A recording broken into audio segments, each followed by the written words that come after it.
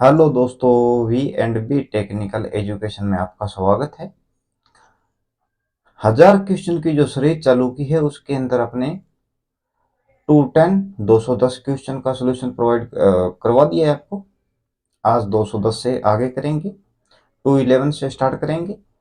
जितने भी पीछे क्वेश्चन करवाए हैं मैंने, उनमें आपको कोई डाउटफुल लगे तो आप ज़रूर कमेंट बॉक्स में बताना, आपको सलूशन प्रोवाइड करवाएंगे। साथ में वीडियोज़ को लाइक शेयर सब्सक्राइब कीजिए यूट्यूब चैनल को, और अपने फ्रेंड्स के पास भी शेयर कीजिए। और कम्युनिटी टैब पे जो आपको जितने भी प्रोवाइड कराता हूँ सब न्यूमेरिकल है, वो एक न्यूमेरिकल सीरीज मानकर ही आप उनका सोल्यूशन करें। सारे न्यूमेरिकल क्वेश्चन रहेंगे और उनके साथ अपने न्यूमेरिकल सीरीज भी चालू कर रखिए। ओके, तो चलते हैं क्वेश्चन की ओर बिना किसी टाइम के खराब किए हुए।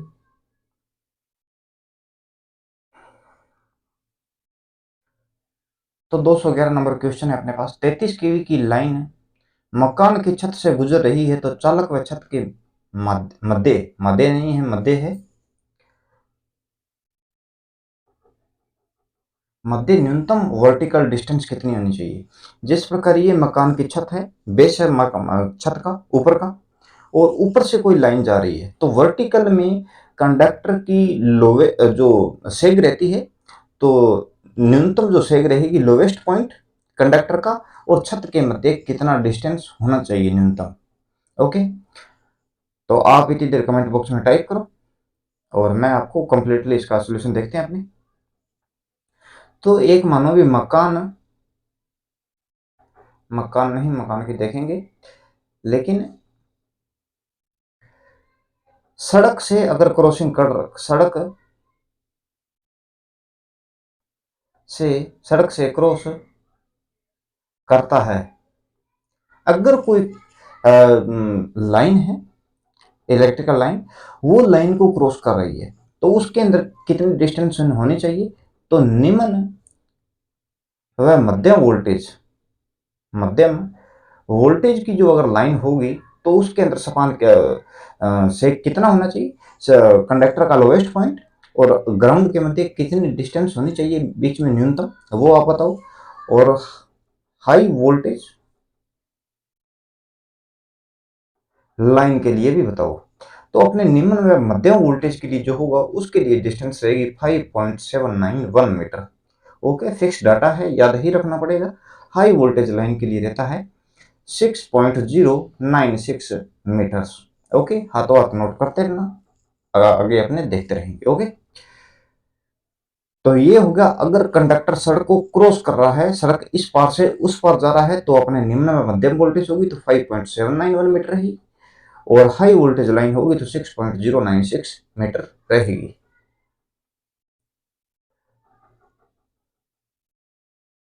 अब देखते हैं भी अगर लाइन सड़क के साथ साथ है, तो अपने को कितनी डिस्टेंस होनी चाहिए कंडक्टर का लोवेस्ट पॉइंट और ग्राउंड के मध्य कितनी डिस्टेंस होनी चाहिए न्यूनतम।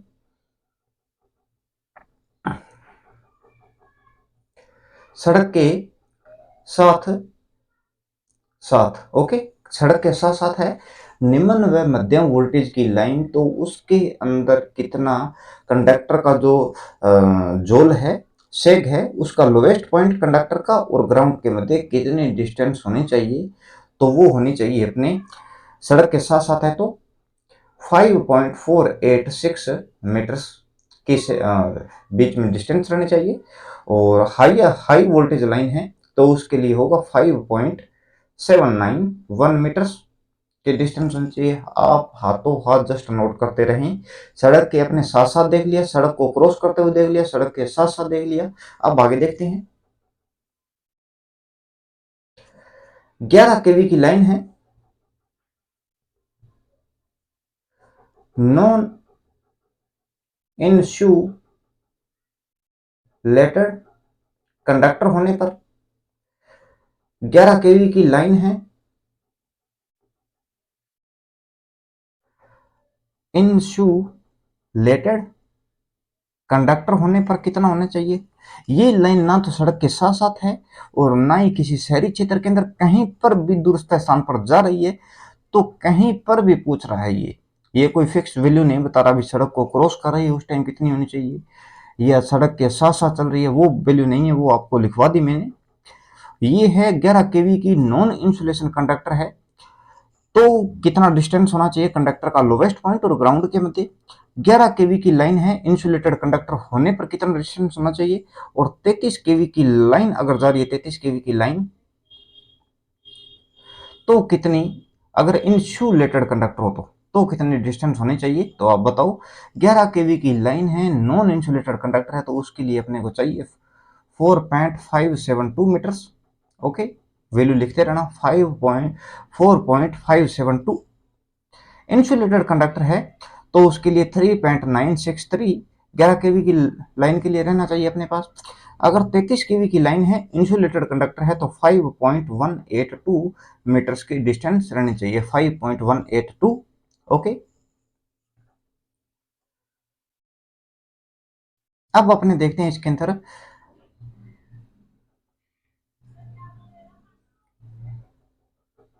छत से अगर छत से वर्टिकल में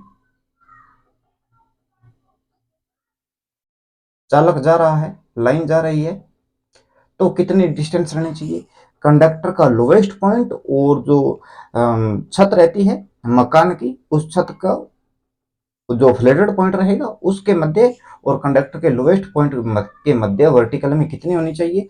तो निम्न व मध्यम वोल्टेज लाइन है, निम्न व मध्यम, तो कितनी होनी चाहिए, अगर हाई वोल्टेज लाइन है तो कितना होना चाहिए। ओके, तो निम्न व मध्यम है तो इसके लिए रहना चाहिए 2.439 मीटर्स।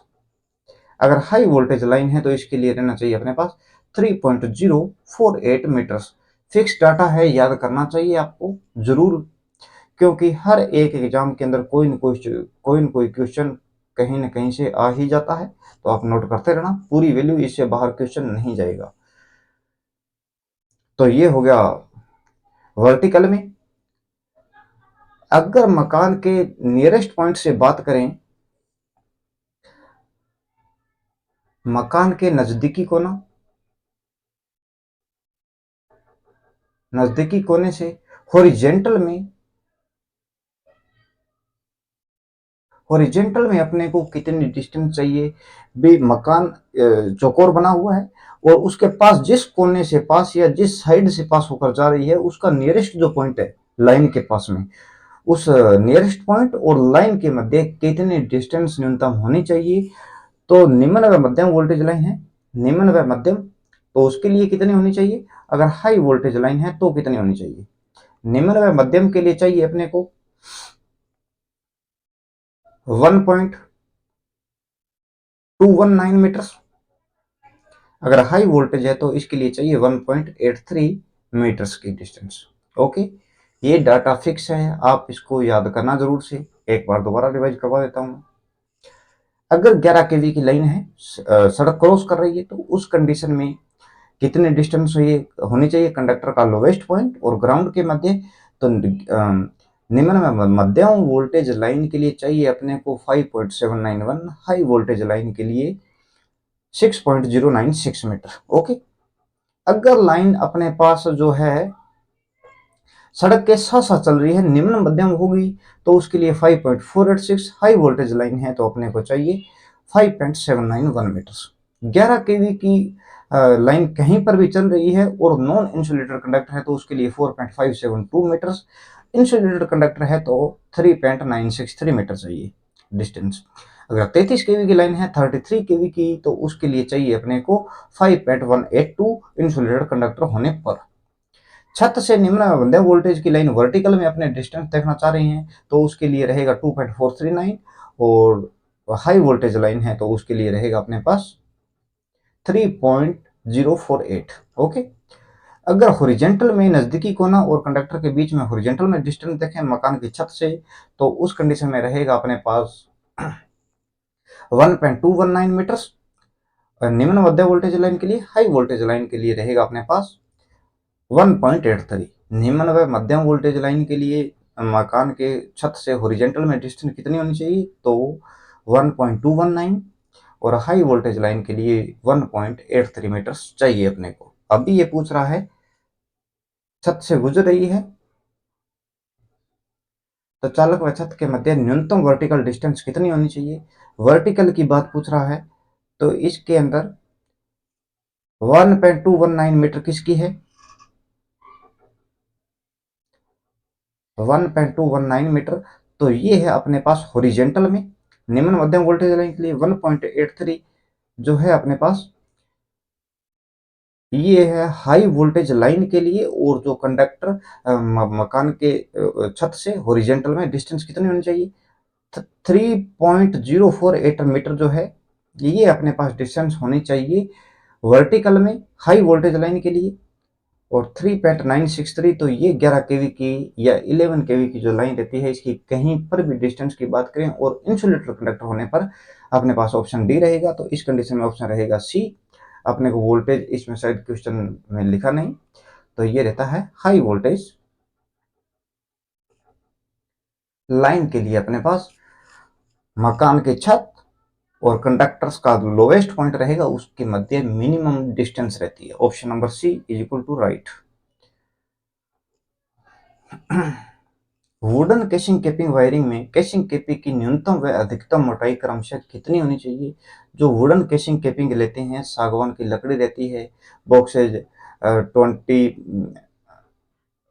mm गुणा 35 mm, 20 mm गुणा 50 mm रहता है और 10 गुणा 35 रहता है। तो उस प्रकार से वो जो केसिंग केपिंग रहती है वो ये मैंने बोर्ड का आपको मापा बताया है डायमेंशन। तो इसके अंदर अगर मैं बात करें तो न्यूनतम जो केसिंग केपिंग रहती है सप्लाई लेके जाते हैं दीवार से, दीवार का बाहरी सतह पर दिखाई देती है अपने को। इसमें शॉर्ट सर्किट की संभावना नगण्य रहती है। कंडक्टर के लिए जो कंडक्टर होते हैं फेज के लिए अलग से होके जाएगी और न्यूट्रल्स का कंडक्टर अलग से होके जाएगा और बीच में वुडन रहता है अपने पास। ओके, शॉर्ट सर्किट की संभावना नगण्य हो जाती है, आग लगने का खतरा रहता है इसके अंदर। ओके, दिमाग का भी खतरा रहता है और लाइफ बढ़िया होती है लेकिन प्रेजेंट टाइम थोड़ा कम यूज में लेते हैं इसको। लेकिन इसके लिए 10 mm जो रहता है मिनिमम इसके अंदर अपने पास मोटाई होनी चाहिए और ज़्यादा बात करें तो 12 mm की मोटाई न्यूनतम अपने पास रहनी चाहिए, 10 और 12 mm। ऑप्शन नंबर डी रहेगा। और ये जो परमानेंट वायरिंग के अंदर आता है, स्थायी वायरिंग के अंदर होता है प्लेट या पाइप अर्थिंग करते समय अर्थ तार का साइज वह किस आंतरिक साइज वाली पाइप से गुजारा जाता है। जो अपने पाइप प्लेट अर्थिंग करते हैं, रोड अर्थिंग करते हैं तो उसके अंदर जो अर्थिंग जो रोड रहती है, अर्थिंग पाइप माने अर्थिंग प्लेट माने उससे पाइप निकलेगा बाहर। तो वो तार किस साइज का रहता है और किस पाइप से गुजारा जाता है। तो वे 12.7 यानी कि mm का रहता है और 13 mm होल वाली पाइप से इसको गुजारा जाता है। तो ये ऑप्शन रहेगा अपने बी, बिल्कुल राइट। पाइप जो पाइप अर्थिंग करते हैं, पाइप अर्थिंग के अंदर जीए की पाइप होगी तो 38 mm का इंटरनल डायमीटर होना चाहिए। अगर कास्ट आयरन की है तो 100 mm का इंटरनल डायमीटर होना चाहिए, 100 mm का। ओके, और इसके ऊपर जो सुराख निकाले जाते हैं ये 12 mm के रहते हैं जिसके कारण पाइप में पानी डालेंगे तो ये साइडों में निकल जाएगा और नमी की मात्रा प्रॉपर बनी रहती है। कई बार क्वेश्चन आता है किससे ज्यादा पानी की मात्रा कम होने पर जो रेजिस्टेंस रहता है या रजिस्टिविटी रहती है वो इंक्रीज कर जाती है, यानी कि रेजिस्टेंस जो अर्थिंग रहती है उसका रेजिस्टेंस बढ़ना स्टार्ट हो जाता है। तो 20% से कम पानी की मात्रा होते ही रेजिस्टेंस बढ़ना स्टार्ट हो जाता है अपने पास। ओके, तो ऑप्शन नंबर रहेगा बी इस क्वेश्चन के लिए। क्वेश्चन नंबर 14, 214, किसे किसे दोहरा आधार डायोड और वोल्टेज कंट्रोल युक्ति है। तो डबल बेस डायोड की बात करें तो ये अपने पास रहता है ये एमीटर टर्मिनल्स, ये बेस 2 और ये बेस 1 रहता है अपने पास। ये होता है यूजेटी यूनि जंक्शन ट्रांजिस्टर रहता है। नेगेटिव रेजिस्टेंस रीजन की व्यवस्था, ये जो युक्ति रहती है यूजेटी नेगेटिव रेजिस्टेंस रीजन अपने को शो करती है। इसका जो बनता है वोल्टेज धारा का, तो ये स्टार्टिंग में लीकेज करंट रहता है, उसके बाद में ये पीक पर जाने के बाद में थोड़ा कर्व लेता है, वैली का बनाता है आकार। ये पीक पॉइंट वोल्टेज रहता है और यहाँ पर वैली पॉइंट वोल्टेज रहता है अपने पास। ओके, इसके बाद में ओम के नियम का व्यवहार ये स्टार्ट कर देती है युक्ति। दो इसके अंदर बेस रहते हैं, बेस 1 और बेस 2, इसीलिए डबल बेस डायोड भी कहते हैं इसको। ओके। और बेस 1 और 2 के मध्य 5 से 10 किलो ओम का इंटरनल रेजिस्टेंस रहता है। इसके अंदर एक जंक्शन रहता है पीएन। जो डोपन करते हैं वो पी टाइप का मटेरियल रहता है। पहले जो पट्टी रहती है वो नेगेटिव रहती है, एन प्रकार की रहता है मेटल, और जो अपने डिफ्यूज करवाते हैं उसके अंदर वो रहता है पी टाइप का। तो अमीटर्स के ऊपर हमेशा पॉजिटिव सिग्नल दिया जाता है और ये वोल्टेज कंट्रोल युक्ति है। जब तक अमीटर पर किसी प्रकार का सिग्नल अप्लाई नहीं करेंगे तो ये ओनली वोल्टेज डिवाइडर की भांति भी कार्य करती है। क्वेश्चन काफी बार आ चुका है ये क्वेश्चन, तो थोड़ा ध्यान रखना आप। Question number 215। गीजर का इंटरनल टैंक तांबे का बना होता है। इसे कोरोजन से बचाने के लिए किसका लेप किया जाता है? एक तो बता ही दिया भी, जो गीजर रहता है अपने पास, गीजर का जो रहता है इंटरनल टैंक ये कॉपर का बना होता है। ओके। जो बाहरी टैंक रहता है ये रहता है अपने पास कास्ट आयरन का, कहीं या कास्ट आयरन का नहीं रहता, माइल्ड स्टील का रहता है, माइल्ड स्टील का रहता है। ओके।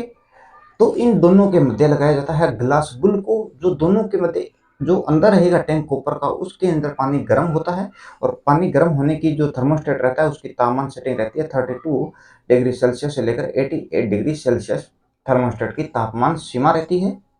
इंटरनल जो टैंक रहता है उसके अंदर पानी गर्म होता है, इसीलिए हीट डिसिपेशन क्षमता को जो हीट डिसिपेशन जो ट्रांसफर को कम करने के लिए, यानी कि इंटरनल टैंक से एक्सटर्नल टैंक तक पानी की जो हीट है वो ट्रांसफर ना हो पाए, इसीलिए ग्लास बुल लगाते हैं अपने। ओके। तो ग्लास बुल हो गया। साथ में कोरोजन से बचाने के लिए इसके ऊपर अपने टीन का लेप किया जाता है। ओके। ऑप्शन नंबर डी रहेगा, टिन का लेप किया जाता है कोरोजन से बचाव के लिए। अब पानी का लेवल जो गीजर रहता है, पानी का लेवल इंटरनल पानी का लेवल और इसकी जो इंटरनल टैंक रहता है, इसकी दीवार की छत के मध्य जो रहता है, छत माने एक तरह से या टॉप पॉइंट, उसके मध्य कम से कम 12 mm का डिस्टेंस होना चाहिए, जिसके कारण स्टीम वगैरह पैदा हो तो कोई प्रकार की कंडीशन पैदा ना हो सके। ओके। प्रेशर को सहन कर पाए, इसीलिए ये डिस्टेंस रहती है उसके बीच में। अब जो इसके इनलेट और आउटलेट की बात करें तो ये 12 mm के इंजेक्ट किए जाते हैं इसके अंदर, 12 mm के। देखते हैं क्वेश्चन नंबर 216। गीजर में जल स्तर व इंटरनल टैंक के मध्य कम से कम कितनी दूरी होनी चाहिए? तो ये अपने पास 10 से 12 सेंटीमीटर या 10 से 12 mm रहती है, तो ये आप बताओ।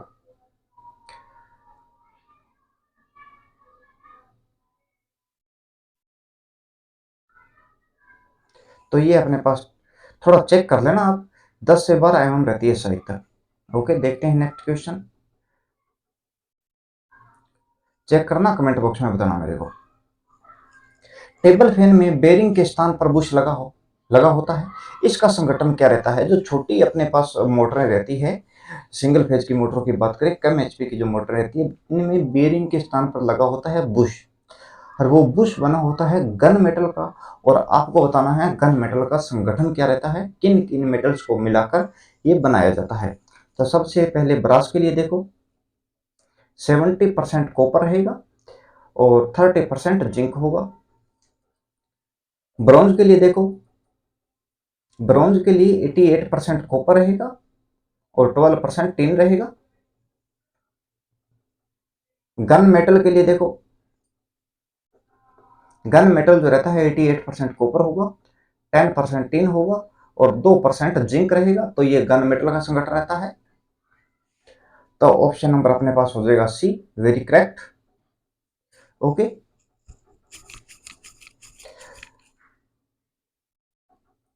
क्वेश्चन नंबर देखते हैं 218। टेबल फैन घूमकर कितने डिग्री तक रोटेशन करता है? जो टेबल फैन आपने देखे होंगे घूमकर रोटेशन लेते हैं, कितने डिग्री तक का एंगल लेते हैं? तो बताओ भाई, 50 से 60 डिग्री रहता है, या 60 से 70 रहता है, या 70 से 80 रहता है, या 90 से 100 तक रहता है? तो इसके लिए बात करें तो 2 से 6 इसके अंदर ब्लेड्स रहती है।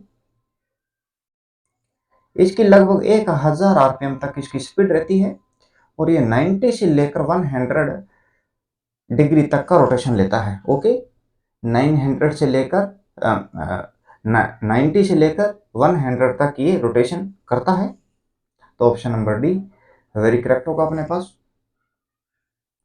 219, इलेक्ट्रिकल आयरन में शोल प्लेट की चौड़ाई व लंबाई क्रमशः होती है। जो इलेक्ट्रिकल आयरन यानी कि इलेक्ट्रिकल जो प्रेस रहती है अपने पास, इसके अंदर जो शोल प्लेट रहती है उसकी मोटाई क्या होती है। साथ में बताओ, इसके अंदर माइका लिया जाता है, जो अपने पास हीटिंग एलिमेंट होता है उसके बाहर माइका लगा रहता है। वो माइके की कौन सी क्वालिटी रहती है या जो उत्पाद उसका कौन सा होता है, तो वो माइका मॉस्कोविट माइका रहता है और फ्लोगोपिट रहता है। मॉस्कोविट माइका 600 डिग्री सेल्सियस के लिए यूज किया जाता है, फ्लोगोपिट 900 डिग्री सेल्सियस के लिए। ये घर्षण वाले स्थानों के लिए यूज होता है। जिस प्रकार अपने कम्यूटेटर की बात करें या स्लिप रिंग, तो सॉफ्ट स्लिप रिंग के लिए भी यूज होता है। सॉफ्ट और जो रिंग रहती है ब्रॉन्ज की, उसके मध्य इंसुलेशन प्रोवाइड करवाने के लिए।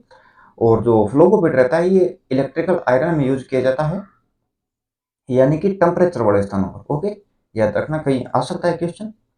तो शोल प्लेट की चौड़ाई रहती है 20 से 30 सेंटीमीटर की रहती है। लंबाई रहती है शोल प्लेट की, चौड़ाई रहेगी 12 से 16 सेंटीमीटर की, मोटाई रहती है 10 से 12 एमएम की। ओके, ये इसकी लेंथ है,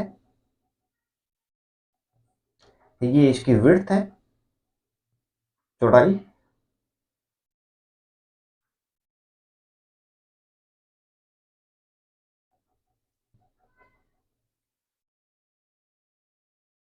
और मोटाई की बात करें तो 10 से 12 एमएम की रहती है, शोल प्लेट होती है। लेपन इसके ऊपर क्रोमियम का किया जाता है। क्रोमियम इस धरती पर जो जितने मेटल हैं उनमें सबसे कठोर की बात करें तो वो क्रोमियम रहता है।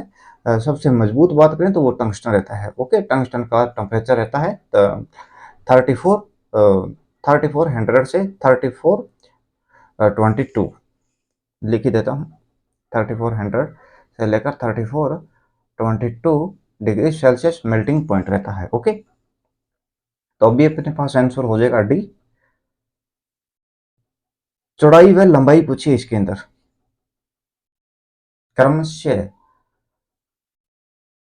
तो इसमें थोड़ा लिखने में दिक्कत हो गया। लंबाई पहले लिख लेना आप। 20 से 30 सेंटीमीटर की रहती है, चौड़ाई रहती है 12 से 16 सेंटीमीटर, मोटाई 10 से 12 एमएम की रहती है और लेपन क्रोमियम का किया जाता है। ओके, और सबसे हल्का मेटल होता है अपने पास लिथियम।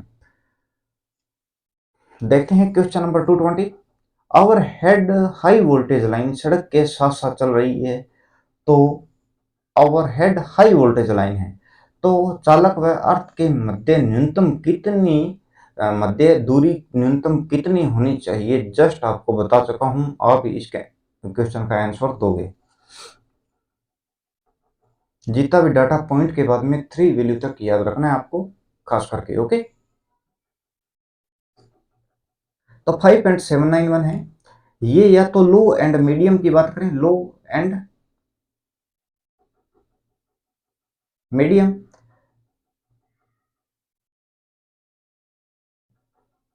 हाई वोल्टेज के लिए लो एंड मीडियम के लिए लिखें तो ये सड़क क्रॉसिंग पर है, सड़क क्रॉस कर रही है उस समय रहेगी। और हाई वोल्टेज के लिए बात करें तो ये सड़क के साथ साथ होगा, उस टाइम ये कंडक्टर का लोवेस्ट पॉइंट और ग्राउंड के मध्य डिस्टेंस रहेगी सड़क के साथ साथ। ओके, 5.486 की बात करें तो ये सड़क के साथ साथ। ओके, और वो भी लो एंड मीडियम वोल्टेज के लिए, लो एंड मीडियम वोल्टेज के लिए। 5.182 की बात करें तो 33 केवी की जो लाइन रहती है अपने पास, ये इंसुलेटेड इंसुलेटेड कंडक्टर होने पर कहीं पर भी कंडक्टर का लोवेस्ट पॉइंट और ग्राउंड के मध्य डिस्टेंस होती है। तो 6.096 ये हाई वोल्टेज लाइन सड़क क्रॉसिंग पर रहेगी, ये डिस्टेंस सड़क क्रॉसिंग पर। ओके, आप पूरा लिख लेना, आपको जस्ट क्वेश्चन का आंसर मिल गया होगा। तो ओवरहेड हाई वोल्टेज लाइन सड़क के साथ साथ चल रही है, सड़क के साथ साथ चल रही है, तो इसके लिए क्वेश्चन का आंसर रहेगा अपने पास 5.791, option number A. Question number 221, air circuit breaker में वोल्टेज एंड धारा रेटिंग कितनी रहती है? एयर सर्किट ब्रेकर रहता है, इसके अंदर नेचुरल एयर वर्क करती है, न को नहीं तो जो एयर रहती है उसको कंप्रेसिबल बनाया जाता है, न कुछ हो। नॉर्मल एयर रहती है अपने पास, एटमॉस्फेरिक जो प्रेशर रहता है वही होता है, किसी प्रकार से कंप्रेसिबल नहीं किया जाता। तो ये ज़्यादातर रेलवे के अंतर्गत यूज में लिया जाता है, क्वेश्चन आ सकता है कभी भी। तो ये सर्किट ब्रेकर रेलवे के अंदर मैक्सिमम यूज में लिया जाता है, और ये 660 वोल्टेज के लिए वर्क करता है, और 160 एम्पियर्स धारा क्षमता रहती है इसकी। ओके, और जो इसके कॉन्टैक्ट्स बनाए जाते हैं वो रहते हैं तांबा, तांबा और किसके रहेंगे बताओ आप?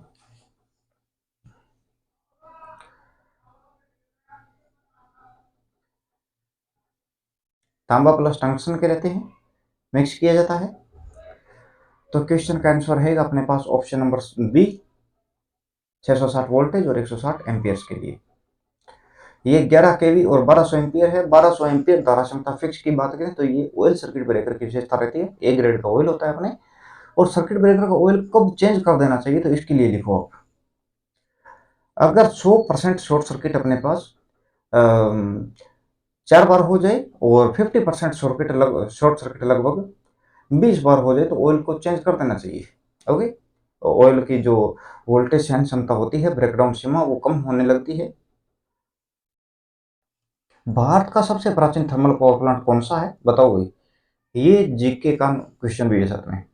भारत का सुपर भारत का सबसे प्राचीन थर्मल पावर प्लांट पूरे भारत के अंदर सबसे पहले कहाँ पर थर्मल पावर प्लांट स्थापित किया गया था? तो वो है अपने पास Hussain Sagar thermal power plant, शायद तक कर्नाटका में था। ओके, और विंध्याचल थर्मल पावर प्लांट है, ये भारत का सबसे बड़ा थर्मल पावर प्लांट है। इससे ज़्यादा कैपेसिटी का भारत के अंदर थर्मल पावर प्लांट नहीं है। विंध्याचल तो ये अपने आगे एमपी के अंदर, एमपी के अंदर है, मध्य प्रदेश में सिंगरौली के अंदर है शायद। हाँ, सिंगरौली के अंदर ही है। 4760 मेगावाट इसकी पावर जनरेशन कैपेसिटी है।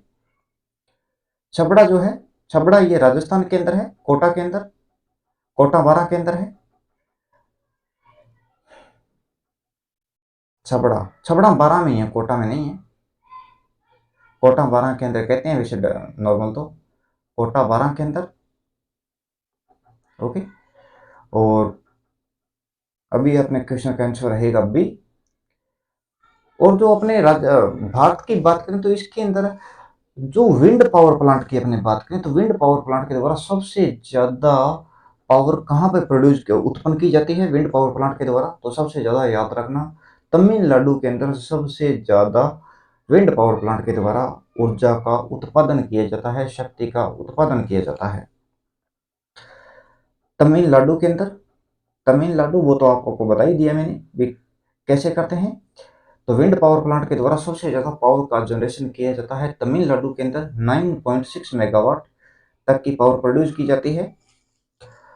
और जो प्लांट की कैपेसिटी है वो इस क्षमता तक लगे हुए हैं। और राजस्थान के अंदर बात करें तो वो 4.2 मेगावाट तक के प्लांट लगे हुए हैं, ओके, मैक्सिमम कैपेसिटी के। और सोलर के द्वारा बात करें तो सोलर के अंदर क्या रहता है? सोलर के अंदर जो भारत के अंदर जो ऊर्जा उत्पादन होता है, ये 5 से 7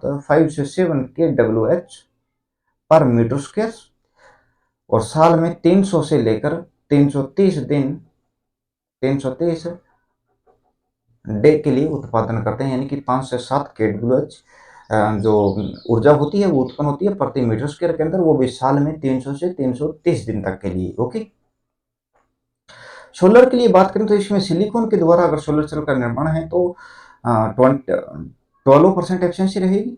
अगर गैलियम आर्सेनाइड के द्वारा GaAs के द्वारा बना हुआ है तो 25% तक इसकी दक्षता रहती है। फील फैक्टर जो वर्ड आता है वो भी अपने सोलर से संबंधित है।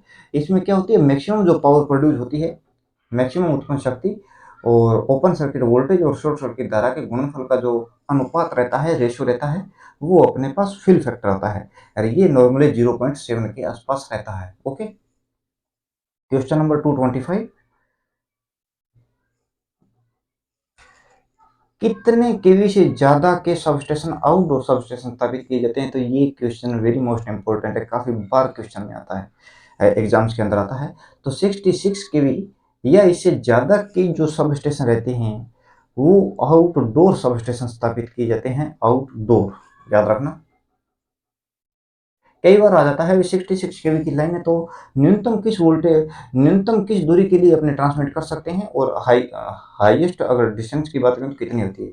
न्यूनतम 60 किलोमीटर के लिए आएगा ज़्यादातर क्वेश्चन, लेकिन हाईएस्ट की बात करें तो 120 किलोमीटर के लिए।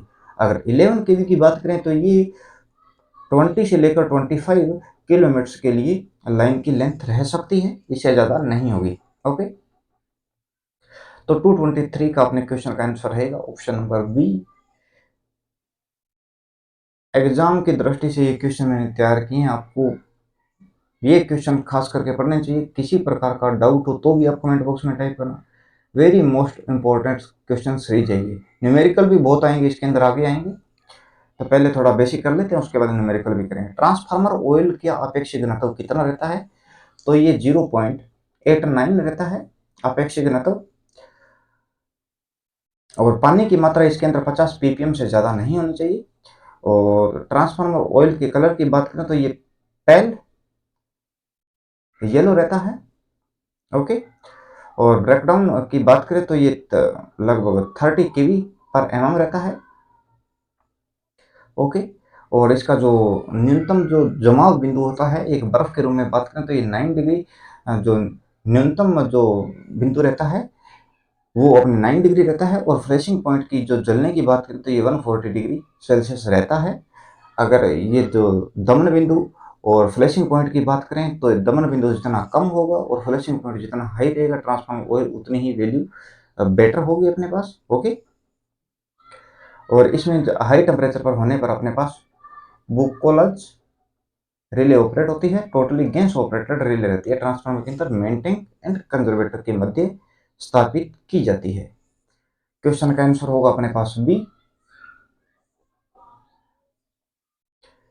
225 ग्राउलर का उपयोग करके स्लोट में ब्लेड रखकर उसकी कंपन की जांच करके कौन सा परीक्षण किया जाता है? जैसे अपने पास ग्राउलर है, इंटरनल और एक्सटर्नल रहता है। एक्सटर्नल होगा उसके ऊपर आर्मेचर या रोटर रखेंगे, इंटरनल होगा तो वो स्टेटर या स्टेटर के अंदर रखा जाएगा। डीसी मोटर की बात करें, एसी मोटर की, जबकि डीसी मोटर के परीक्षण जो रहता है ग्राउलर ज्यादा करता है, जबकि एसी जो मोटर रहती है उनके कम परीक्षण करता है ग्राउलर की सहायता से। तो ग्राउलर में ब्लेड रखकर करेंगे, ब्लेड रखकर उसकी वाइब्रेशन को मेजरमेंट करेंगे तो ये शॉर्ट सर्किट टेस्टिंग कर रहा है। ओके, अगर वोल्टेज मेजरमेंट कर रहे हैं दो सेगमेंट्स के ऊपर तो उस कंडीशन के अंदर ये मेजरमेंट करता है अपने पास हाई स्पार्किंग। जैसे बात करें हाई स्पार्किंग तो ये ओपन सर्किट टेस्टिंग होगा। और मिली वोल्ट के अंदर जो डिफ्लेक्शन देखते हैं वो वोल्ट मीटर के द्वारा, या तो उसके अंदर रहता है ये अर्थ फॉल्ट टेस्टिंग करता है, अर्थ फॉल्ट। ओके, क्वेश्चन का आंसर रहेगा अपने पास ब्लेड रखकर जांच कर रहे हैं तो ये शॉर्ट सर्किट टेस्टिंग होगी, ऑप्शन नंबर बी होगा। जहां पर अधिक वाइब्रेशन करेगा वो कॉइल शॉर्ट सर्किट की कंडीशन में होगी। ओके, तो दोस्तों आज के दिन में 225 क्वेश्चन तक की सोल्यूशन करेंगे। वीडियोज पसंद आया हो तो वीडियोज को लाइक शेयर सब्सक्राइब ठोकिए और अपने फ्रेंड्स के पास भी सेंड कीजिए। एंड थैंक यू, मिलते हैं नेक्स्ट लेक्चर के अंदर। Take care, bye.